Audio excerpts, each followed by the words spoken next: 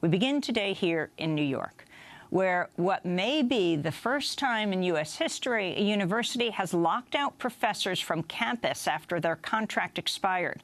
This was supposed to be the second week of classes at Long Island University's campus in Brooklyn. But last week, the administration barred all 400 members of the faculty union from its Brooklyn campus after their contract expired on August 31st.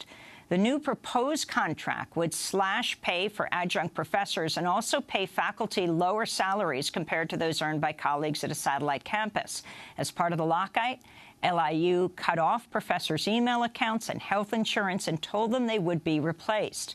In a letter before the start of classes, LIU President Kimberly Klein assured students the lockout would have no effect on the beginning of the school year. But since the semester started last week, classes have been taught by replacement teachers. Many are scheduled to teach subjects for which they have no experience. In what the school later called an error, the university's chief operating officer, formerly a professor of political science, was slated to teach yoga. The dean of students for the College of Liberal Arts and Sciences, a botanist by training, was tapped to teach ballet. Well, on Monday, students staged a walkout from their classes in support of their locked-out professors. Democracy Now! Was there. We say lockout! We say walkout! We say lockout! We say walkout! My name is Devon Rose. I'm one of the students that put together this protest. Right now, we're really rallying for our campus president to get our professors back into the office right now. We want our professors to teach. It's almost been a week since our professors have been locked out, and we're really upset about that because we pay almost $40,000 for tuition, and it is unacceptable that our professors are not able to get into the classroom and teach the students.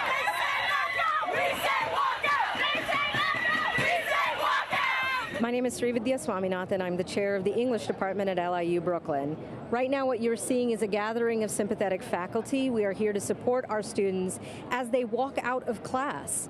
They are not being supplied with qualified replacement professors as was promised by this administration, which is a testament to the fact that you cannot replace an entire faculty. The real faculty are out here. We are here, we are ready to teach, and we are being prevented from doing so by this lockout.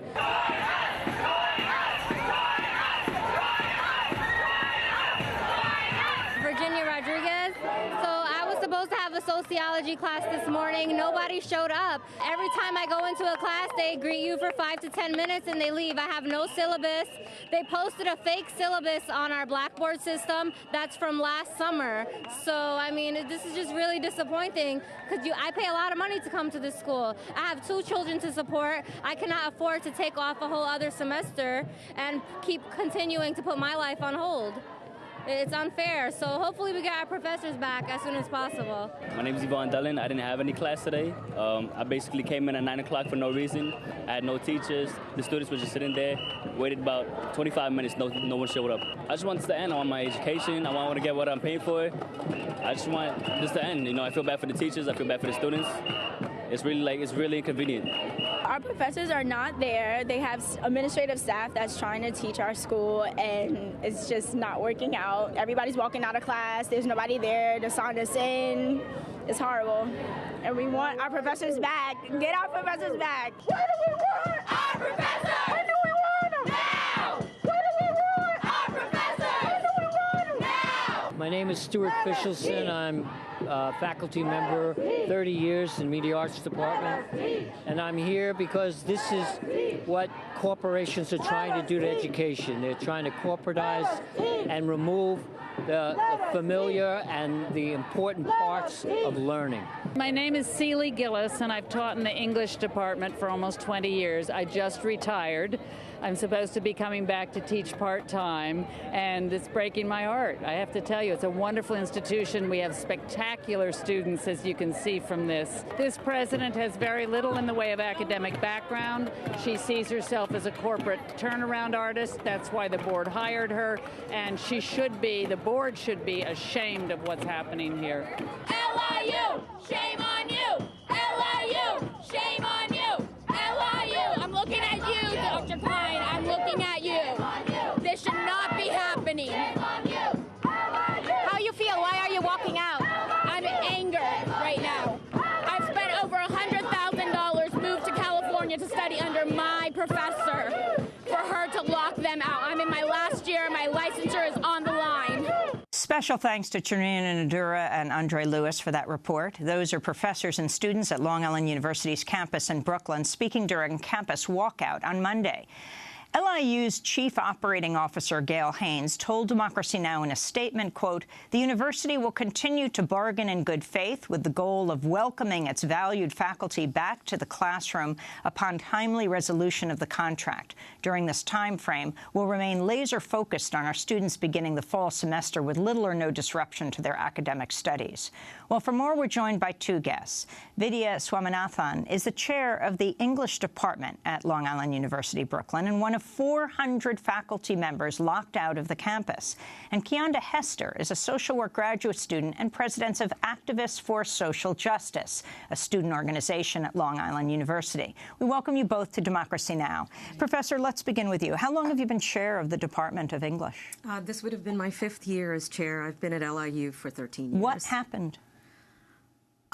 It's very difficult to, it's a very complicated situation, but essentially what happened is we have a president who does not value the labor of faculty and believes that we are replaceable, which is an affront in and of itself. August 31st was the expiration of our contract. The negotiating team was told on that day that if we did not accept the contract, that we would be locked out. Before the membership was even given the opportunity to vote on this contract, we were told by management that we would be locked out of campus. This was clearly a bullying tactic to force a contract down our throats. Now, the management characterized this contract as fair and reasonable. If that's truly the case, then why didn't they give us an opportunity to vote on it before they decided to take the very drastic step of locking us out? What were the issues that you were concerned about? There are two primary issues, one under the umbrella of economics and one under the umbrella of academic freedom.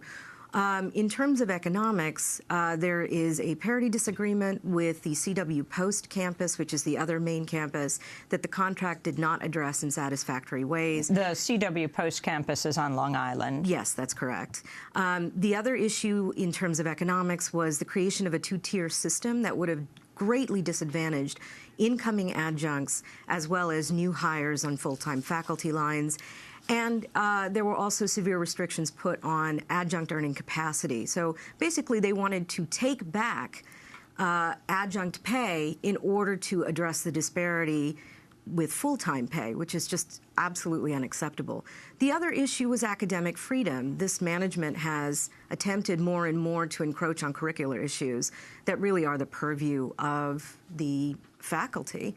They are in violation of all our shared governance agreements, and over this summer especially, they took aggressive steps to disenfranchise faculty by preemptively canceling classes, by putting advertisements on Monster.com for replacement faculty. The whole notion that you could replace a faculty by advertising on Monster.com just flies in the face of what academia is actually about. Labor historians say they can't recall an example of a university using a lockout against their faculty members.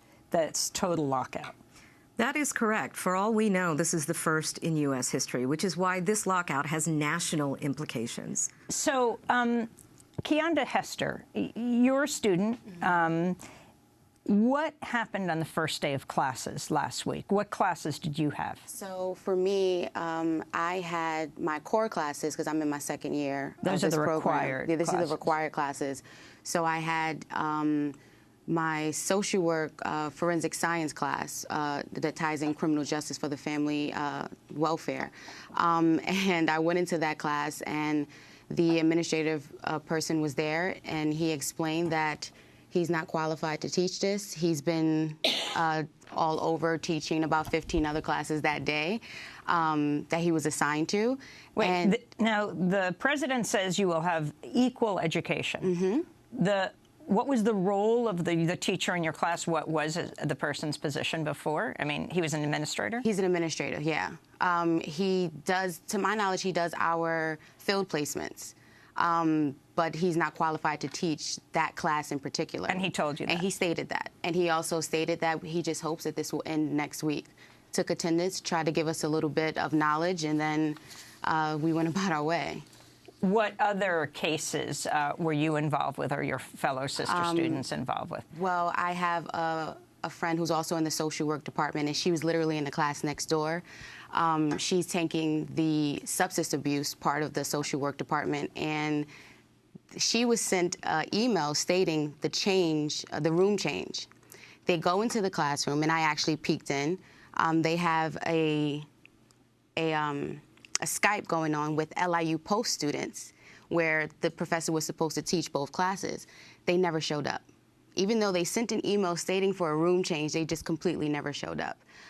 So that's what we're dealing with. And right now, for me personally, I have no qualified professors actually to teach me. I am a student who commutes to LIU Brooklyn, and I chose to have an 8:45 class, which is hard on a Saturday considering traffic from the trains in New York. And I only chose that class because I knew the professors and the quality of them and how they can teach us, and that's not where we're getting at this point. So what are your plans? What are the students doing? Talk about the walkout yesterday. So we actually started rallying up that Wednesday. Once we assessed the situation, we quickly got together and we started then.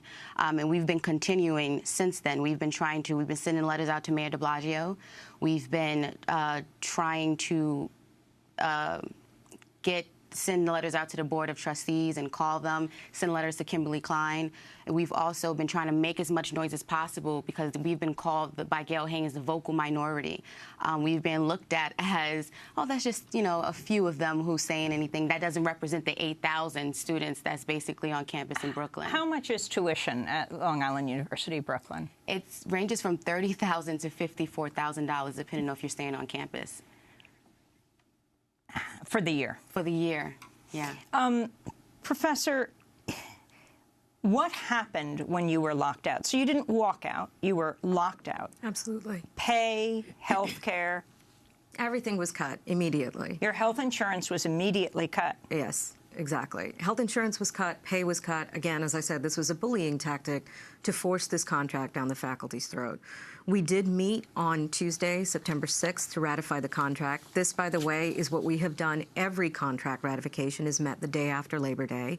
And we voted 226 to 10 not to accept this contract, at which time the administration said the lockout would continue. And the lockout does continue. My two major issues with the statement that has been issued by this administration is that they are bargaining in good faith and that they are laser focused on the students, neither of which seems to be true. They are not bargaining in good faith. We are the fifth of 5 unions on campus that have no contract.